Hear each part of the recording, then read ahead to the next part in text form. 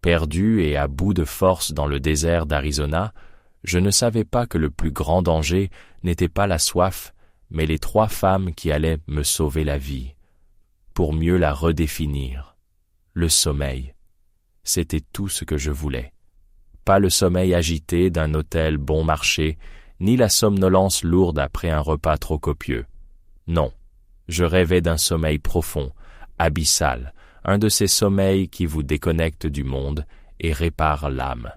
Depuis 3 mois, je vivais sur un mélange de caféine, d'adrénaline et de pure obstination. Mon nom est Marc, et ma thèse de doctorat en anthropologie sur les traditions orales des Apaches Chiricahuas était en train de me tuer à petit feu. Le désert de l'Arizona, en plein mois de juillet, n'est pas un lieu pour les âmes sensibles. La chaleur est une présence physique, une main lourde posée sur votre nuque du matin au soir. La poussière rouge s'infiltre partout, dans vos vêtements, votre nourriture, vos poumons. Mais la beauté de cet endroit est tout aussi écrasante. Les canyons sculptés par des millénaires de vent, le ciel d'un bleu si intense qu'il en devient presque violet au crépuscule, les saguaros se dressant comme des sentinelles silencieuses. J'étais tombé amoureux de ce paysage hostile et magnifique. Ce jour-là, j'avais passé plus de 10 heures avec un ancien, un homme dont le visage était une carte de l'histoire de son peuple. Il m'avait raconté des histoires de création, des contes de Coyote le filou, des récits de guerres passées. Ma tête bourdonnait de noms, de lieux, de généalogies. J'avais rempli 3 carnets et vidé la batterie de mon enregistreur. En le quittant, je lui avais serré la main, une main sèche et forte, et il m'avait regardé avec ses yeux sombres et perçants. « Fais attention sur la route du retour, homme de papier. Le vent se lève. Il n'aime pas être dérangé. » J'avais souri, prenant sa remarque pour une métaphore poétique. Grosse erreur. À mi-chemin sur la piste défoncée qui me ramenait à la petite ville où je louais une chambre, le ciel a changé. Le bleu intense a viré au jaune sale, puis à l'orange maladif. Le vent, d'abord une simple brise, s'est transformé en une force hurlante, soulevant des vagues de sable qui venaient s'écraser contre le pare-brise de ma vieille Jeep. La visibilité est tombée à quasi zéro. C'était comme conduire à l'intérieur d'un nuage de papier de verre. Puis le moteur a toussé. 1 fois, 2 fois, et s'est tu. J'ai tourné la clé, encore et encore. Rien. Le silence qui a suivi le rugissement du moteur était plus terrifiant que le vacarme de la tempête. J'étais seul, au milieu de nulle part, dans un cercueil de métal secoué par les éléments. J'ai attendu.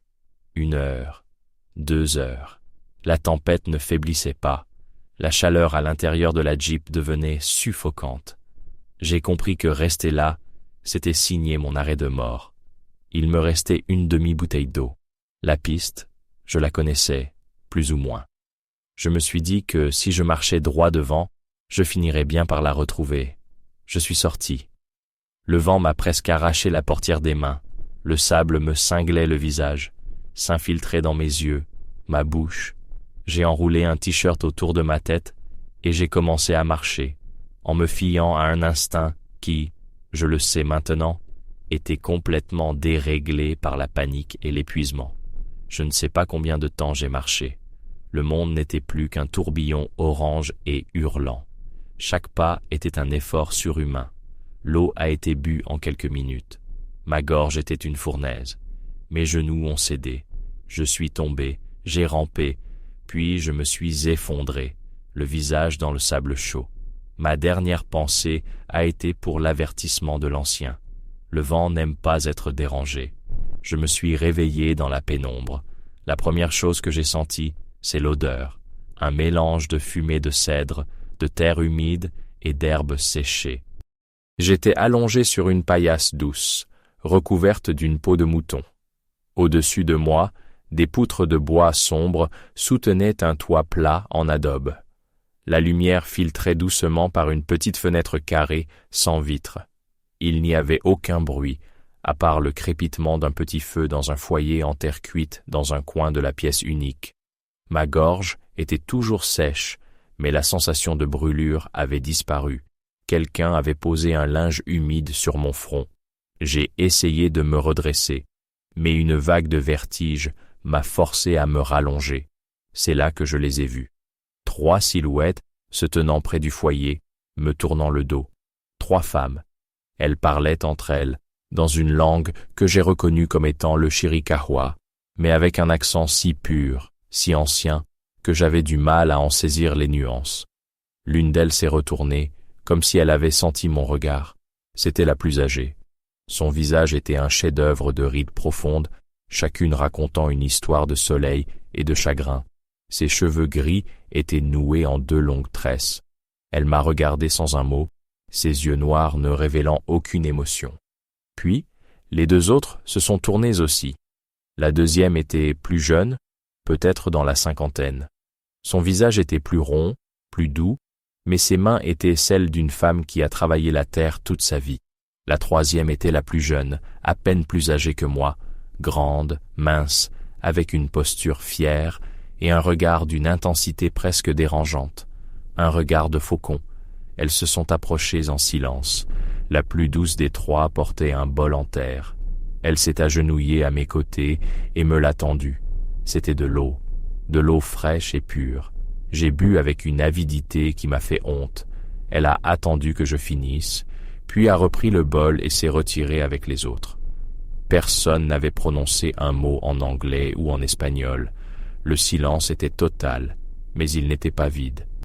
Il était lourd, dense, rempli d'observations et de pensées que je ne pouvais pas déchiffrer.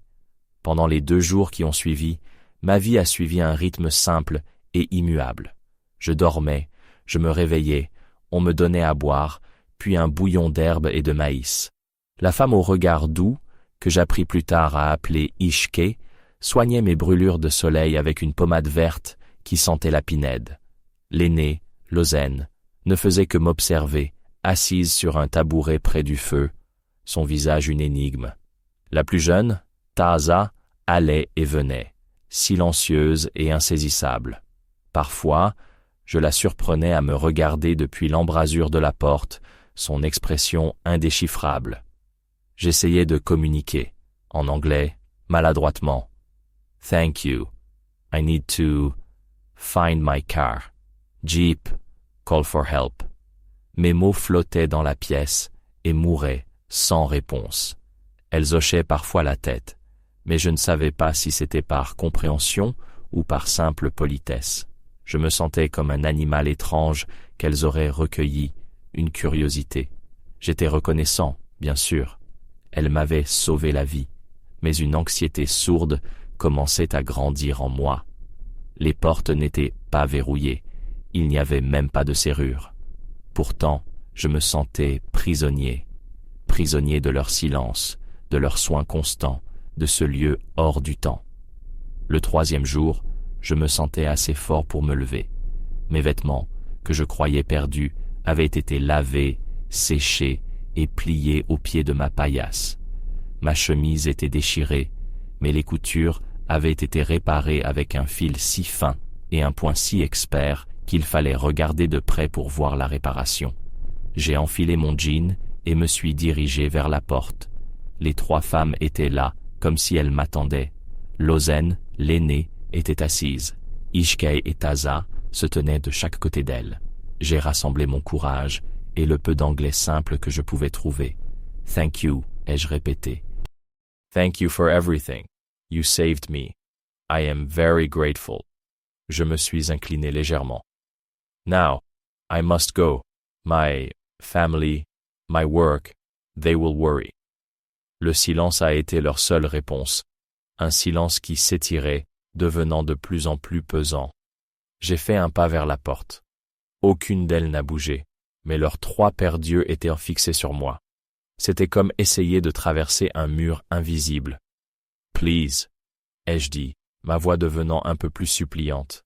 « I just need to know which way to the road. » Lozène a enfin bougé. Lentement, elle a levé une main et a pointé du doigt non pas la porte, mais le tas de vêtements pliés que je venais de quitter. J'ai froncé les sourcils, ne comprenant pas. J'ai suivi son doigt du regard. À côté de ma chemise réparée, il y avait quelque chose que je n'avais pas remarqué. Une autre chemise. Une chemise d'homme, de style apache, coupée dans un coton doux de couleur sable, avec de discrets motifs géométriques brodés au col et au poignet. Elle était neuve, et elle semblait être exactement à ma taille. J'ai tourné la tête vers Lozen, perplexe. Un cadeau de départ, peut-être, mais son expression n'était pas celle de quelqu'un qui fait un cadeau. C'était un regard de possession. Ishkay a alors dit les premiers mots en anglais que je lui avais entendu prononcer, d'une voix douce mais ferme comme la pierre du canyon. Les maris ne partent pas, ils restent. Mon sang s'est glacé. Le mot « mari » au pluriel a résonné dans le silence de la pièce. J'ai regardé leurs visages, l'un après l'autre. Le visage doux d'Ishkay, le visage féroce de Taza, le visage impénétrable de Lozen. Et pour la première fois, j'ai vu ce qui les unissait. Sur leurs mains, des alliances simples et usées par le temps. Mais leurs regards n'étaient pas ceux de femmes en deuil, c'était le regard de prédatrices qui venaient de choisir leur nouvelle proie, et j'étais le seul homme à des kilomètres à la ronde. J'ai éclaté d'un rire, un rire sec, nerveux, complètement déplacé. C'était la seule réponse que mon cerveau, en état de choc, a pu produire. « Maris, vous voulez dire que je suis votre mari, à toutes les trois ?»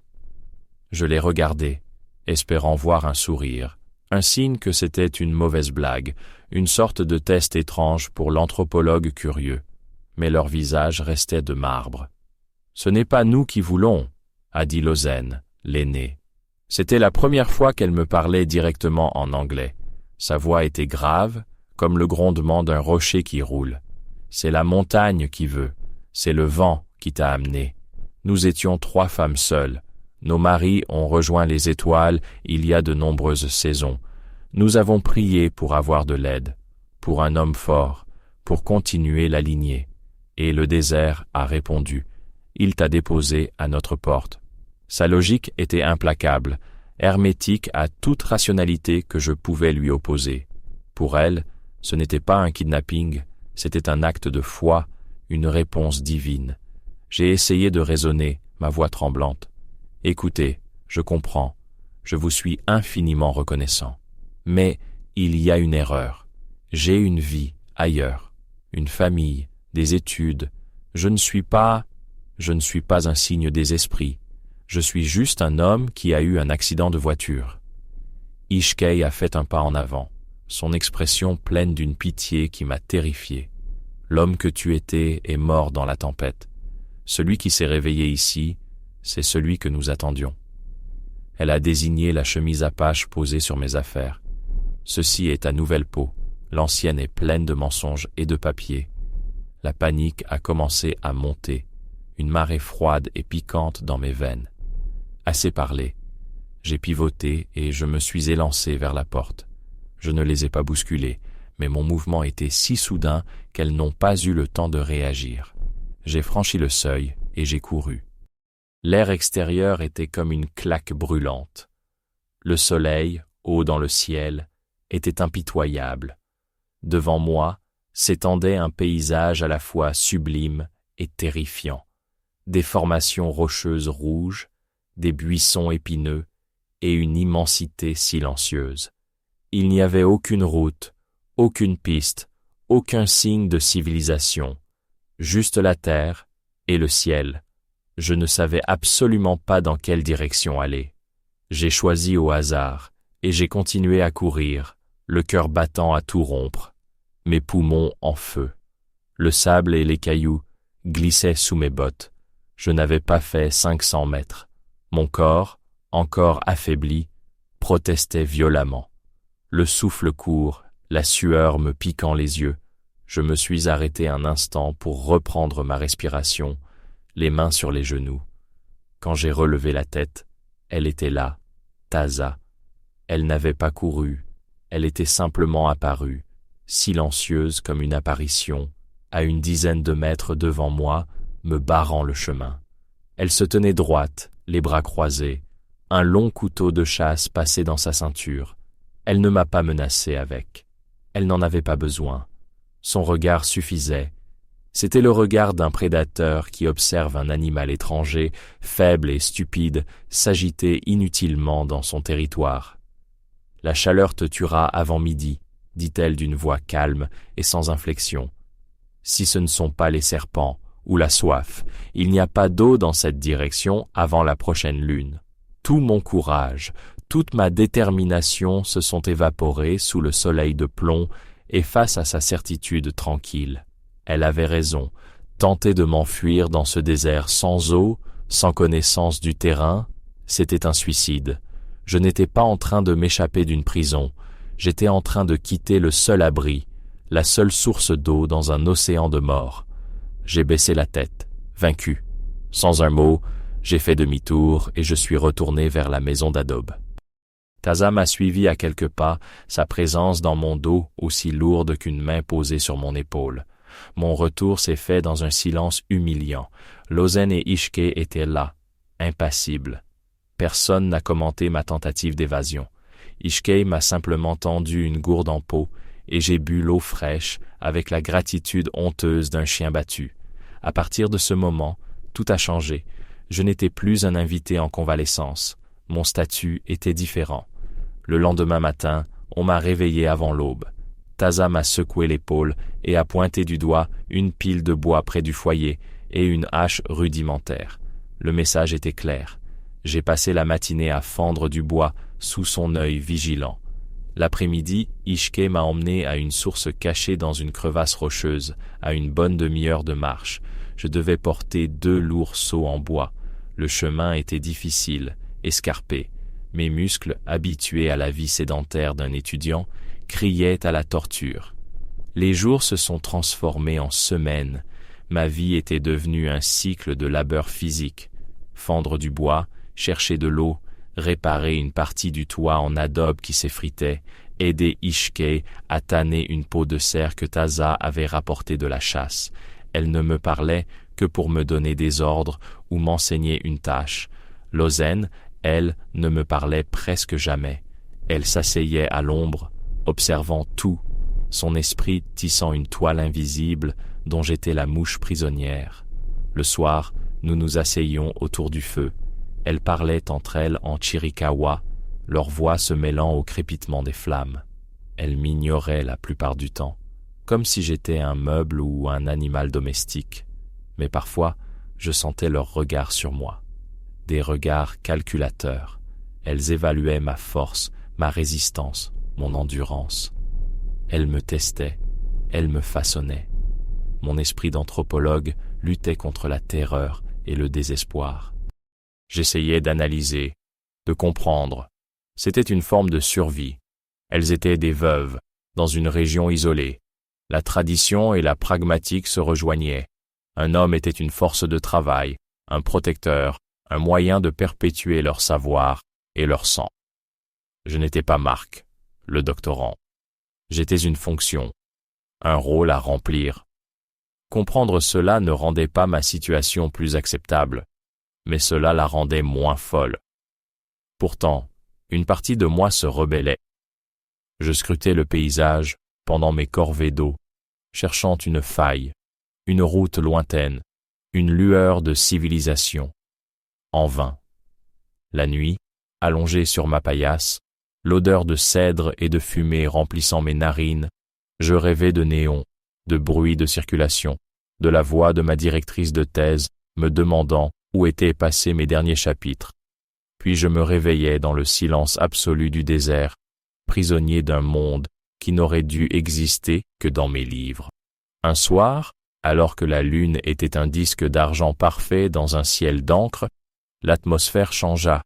Il y avait une tension inhabituelle dans l'air. Après le maigre repas de maïs et de viande séchée, Lozen a fixé le feu pendant un long moment.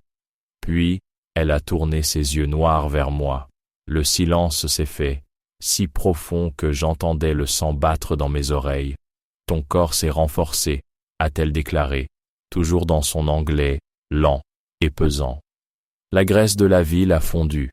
Tu as appris à travailler. Mais le travail des mains n'est pas suffisant pour faire un mari.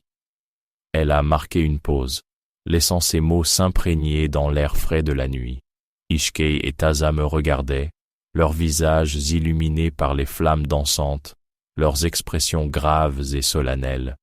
Je sentais un frisson glacial parcourir mon échine, malgré la chaleur du foyer.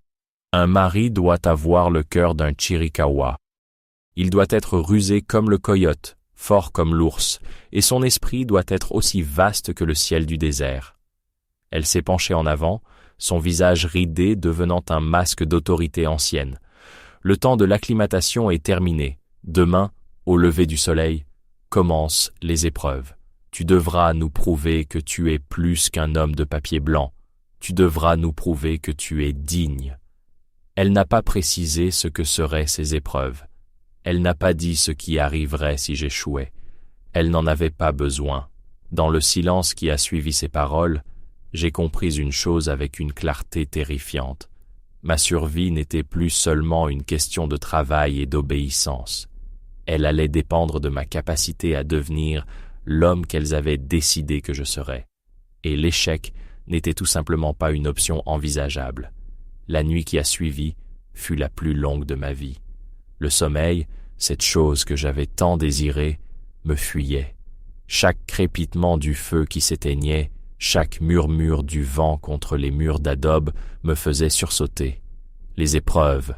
Le mot résonnait dans ma tête, chargé de menaces primitives.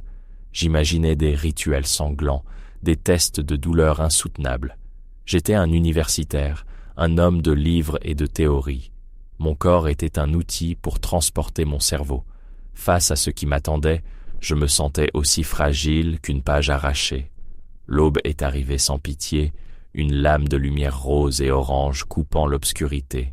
Taza m'a réveillé, non pas en me secouant, mais en posant une paire de mocassins en peau à côté de ma paillasse. Ils étaient usés, mais solides. Le message était clair, mes lourdes bottes de randonnée ne feraient pas l'affaire. Je les ai enfilés. Ils étaient étonnamment confortables. Dehors, l'air était encore frais. Taza m'attendait, une gourde à la main et son couteau à la ceinture. Elle n'a rien dit. Elle a simplement tourné le dos et a commencé à marcher d'un pas rapide et régulier. C'était la première épreuve, la chasse, ou plutôt la traque. « Tu vois ces traces ?» a-t-elle dit après 1 heure de marche, s'arrêtant brusquement. Je ne voyais rien d'autre que du sable et des cailloux. Elle a soupiré, un son de pur mépris. Elle s'est accroupie et a pointé du doigt une minuscule éraflure sur une pierre, une brindille à peine déplacée. Un cerf, mâle, il boite de la patte avant gauche. Il est passé ici il y a moins d'1 heure. Maintenant, tu mènes. C'était impossible. Je ne voyais rien. J'ai essayé, marchant lentement, les yeux rivés au sol, cherchant désespérément un indice. Après 10 minutes, Taza m'a dépassé sans un mot, son agacement palpable. Elle a suivi une piste invisible pour moi, se déplaçant avec une grâce fluide et silencieuse qui me faisait ressembler à un éléphant dans un magasin de porcelaine. Elle me laissait prendre de l'avance. Puis, quand je perdais la trace, elle réapparaissait à mes côtés pour me montrer une empreinte presque effacée ou une touffe de poils accrochée à un buisson épineux. C'était plus qu'une simple leçon de pistage. C'était une humiliation. Elle me montrait à quel point j'étais aveugle, sourd et inadapté à ce monde. Mon esprit analytique a pris le relais pour ne pas sombrer dans le désespoir. J'ai commencé à ne plus chercher des traces, mais des anomalies. Une pierre retournée dont la face inférieure était plus humide. Le silence soudain des oiseaux dans un secteur. J'ai utilisé ma capacité d'observation, non pas innée comme la sienne, mais apprise, logique.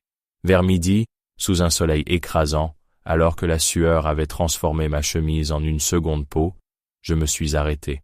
Là, ai-je dit, la gorge sèche, en pointant une petite dépression à l'ombre d'un surplomb rocheux. Il se repose là. Taza m'a regardé, une lueur de surprise dans ses yeux de faucon. Elle a hoché la tête, un mouvement à peine perceptible. Elle a sorti son couteau et a commencé à ramper, silencieuse comme la mort. Je l'ai regardée disparaître. Je n'ai pas entendu de cri, juste un bruit sourd. Elle est revenue quelques minutes plus tard, du sang sur ses mains, son visage impassible.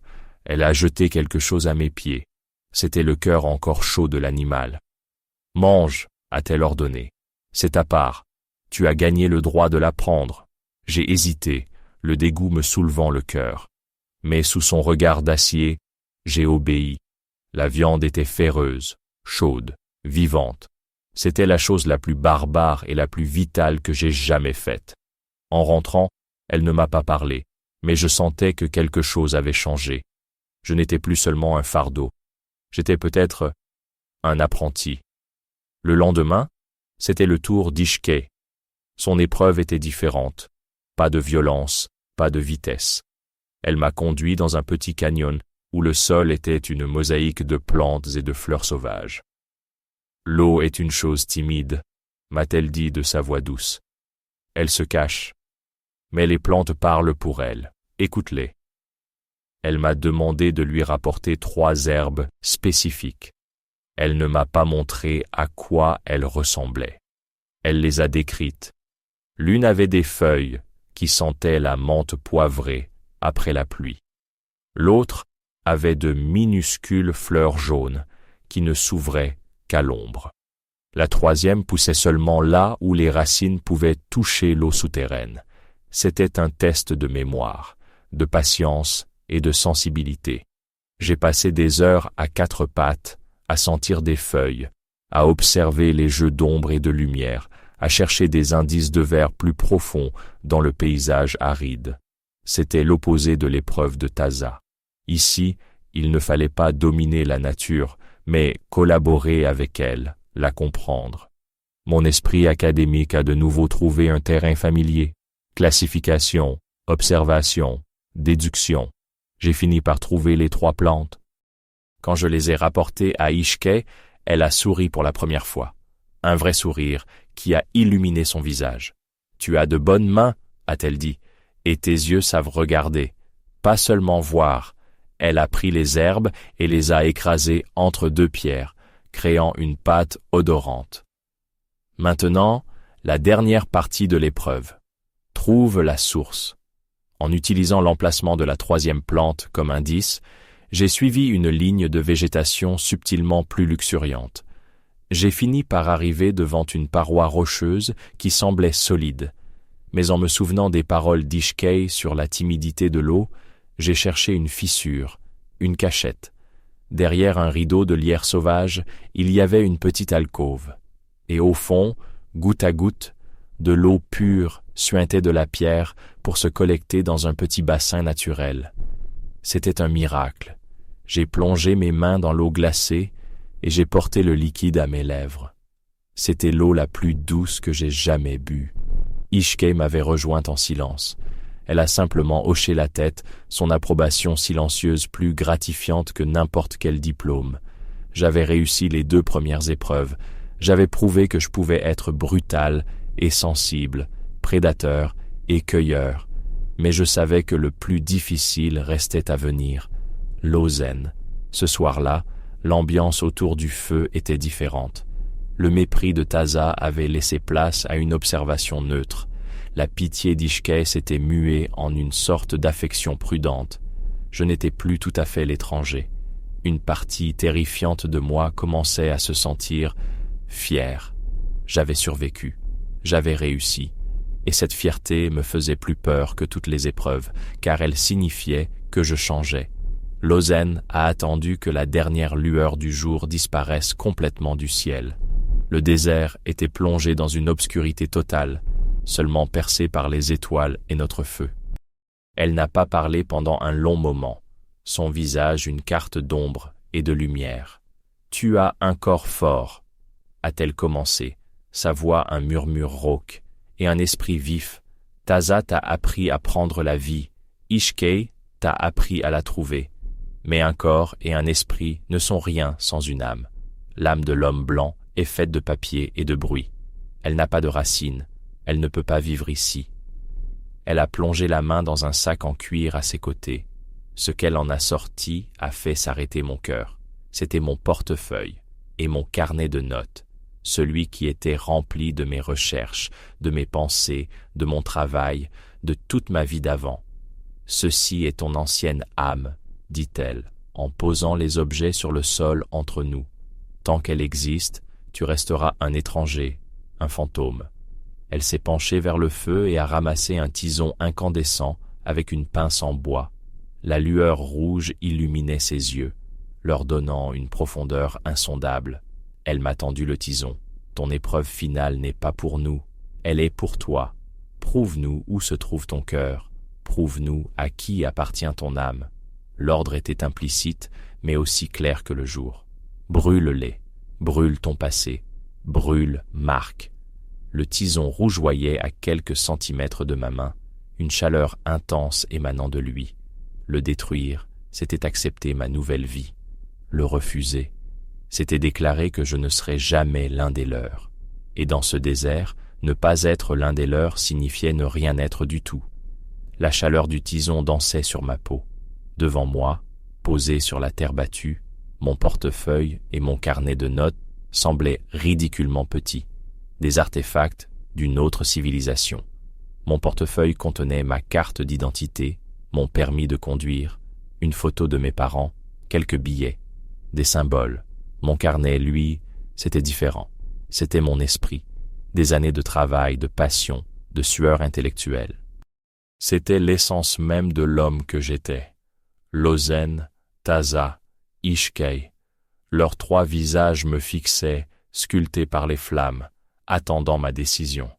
C'était un choix impossible, détruire mon passé pour assurer mon avenir, ou m'accrocher à qui j'étais et risquer de tout perdre. Le vent du désert s'est levé, faisant danser les flammes et me murmurant à l'oreille les avertissements de l'ancien. Le vent n'aime pas être dérangé. J'ai compris à ce moment-là que l'épreuve n'était pas un simple test de loyauté, c'était un rituel de transformation. Elle ne voulait pas que je renie mon passé, elle voulait que je choisisse, consciemment, de le laisser derrière moi. Ma main a tremblé en se refermant sur la pince en bois. J'ai pris le tison.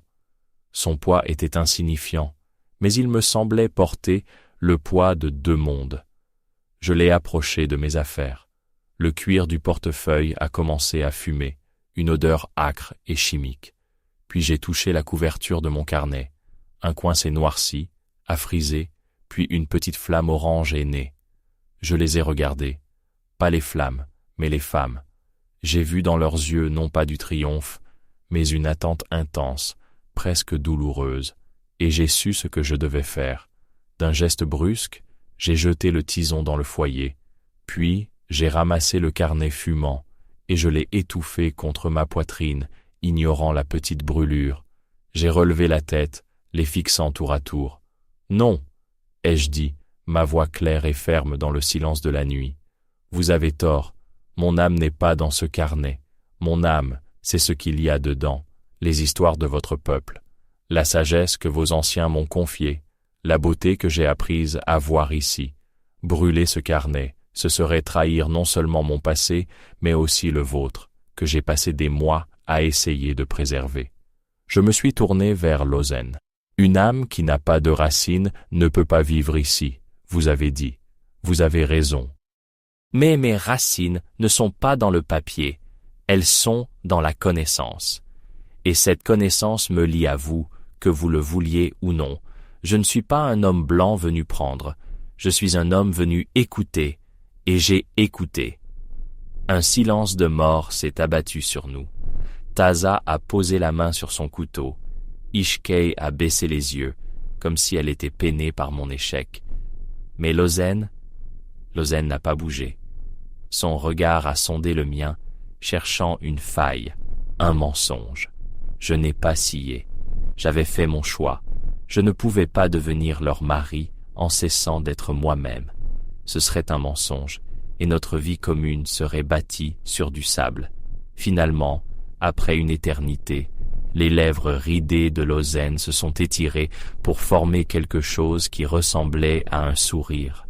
C'était un spectacle aussi rare et surprenant qu'une fleur dans la neige. Le coyote est rusé, a-t-elle dit lentement. Il ne choisit pas entre deux chemins, il en crée un troisième. Elle a hoché la tête. Tu as réussi la dernière épreuve. Le soulagement m'a submergé, si puissant que mes genoux ont failli fléchir. Taza a retiré sa main de son couteau, l'air tout aussi surprise que moi. Ishkay a relevé la tête, un sourire timide éclairant son visage. L'épreuve n'était pas de détruire ton passé, a continué Lozen. C'était de prouver que tu avais quelque chose qui valait la peine d'être défendu. Quelque chose de plus fort que la peur. Un homme qui abandonne son âme si facilement ne peut pas être un bon mari. Il ne peut pas être un bon père. Tu as montré que tu avais un cœur de Chiricahua. À partir de cette nuit-là, tout a changé. Je n'étais plus le prisonnier, l'apprenti, le candidat. J'étais l'un des leurs. On ne m'a plus jamais appelé l'homme de papier. Ils m'ont donné un nom, Enlil, celui qui écoute le vent. La dynamique entre nous s'est transformée. Taza m'enseignait non plus avec mépris, mais avec la patience d'un mentor. Elle m'a appris à lire le ciel pour prédire le temps, à fabriquer des pièges, à tirer à l'arc. Ishkay partageait avec moi ses connaissances infinies sur les plantes, non seulement pour la survie, mais aussi pour la guérison et les rituels. Avec Lozen, nous passions des heures à parler. Elle était la gardienne de l'histoire, et elle a déversé en moi des légendes, des généalogies et une philosophie de vie si profonde qu'elle a redéfini ma vision du monde. Et la question du mariage, elle a évolué de manière organique, naturelle. Ce n'était pas un mariage au sens où je l'entendais. Il n'y a pas eu de cérémonie, pas de contrat. C'était une acceptation mutuelle, un partenariat. Avec Taza, c'était une relation de respect et de défi. Nous chassions ensemble, nos forces se complétant. Avec Ishkay, c'était une connexion douce, pleine de tendresse et de soins partagés.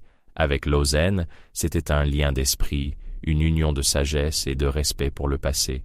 J'étais leur compagnon, leur protecteur, leur élève et parfois leur professeur. Et elles étaient mes guides, ma famille, mon ancrage dans ce monde sauvage et magnifique. Des mois se sont transformés en une année, puis deux. Ma peau a bruni sous le soleil, mes mains sont devenues calleuses, mon corps s'est affûté, le bruit du monde extérieur s'est estompé jusqu'à devenir un souvenir lointain et sans importance. J'ai terminé ma thèse, non pas en la tapant sur un ordinateur, mais en la gravant dans ma mémoire, en la vivant. Mon carnet de notes est devenu le premier volume d'une bibliothèque bien plus vaste. Un jour, Taza est revenu de la chasse avec une nouvelle surprenante. Des arpenteurs avaient été vus à une journée de marche au nord. Une nouvelle route se construisait. Le monde extérieur se rapprochait. Ce soir-là, assises autour du feu, les trois femmes m'ont regardé. « Le chemin est ouvert », a dit Lozen. « Tu peux partir maintenant. Personne ne te retiendra. » J'ai regardé le feu, puis le ciel rempli de pluie d'étoiles que je n'en avais jamais imaginé. J'ai pensé à ma vieille Jeep, probablement réduite à un squelette rouillé dans le désert. J'ai pensé à ma thèse, à l'université, à la vie que j'avais laissée derrière moi. C'était la vie d'un autre homme. J'ai rencontré le regard de Lozen, puis celui d'Ishkay, et enfin celui de Taza. J'ai souri. Partir? Et où irai-je? Ma thèse n'est pas encore terminée, ai-je dit en posant doucement ma main sur le ventre légèrement arrondi d'Ishkay, où une nouvelle vie commençait à peine son voyage. Je crois qu'il me reste encore quelques chapitres à écrire, ou plutôt à vivre.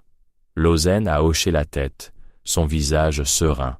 Taza a esquissé un rare sourire, et Ishkay a posé sa main sur la mienne.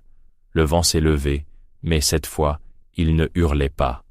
Il chantait une vieille chanson que je commençais enfin à comprendre. Je n'étais pas venu ici pour trouver le sommeil. J'étais venu pour m'éveiller, et j'étais enfin, complètement, à la maison.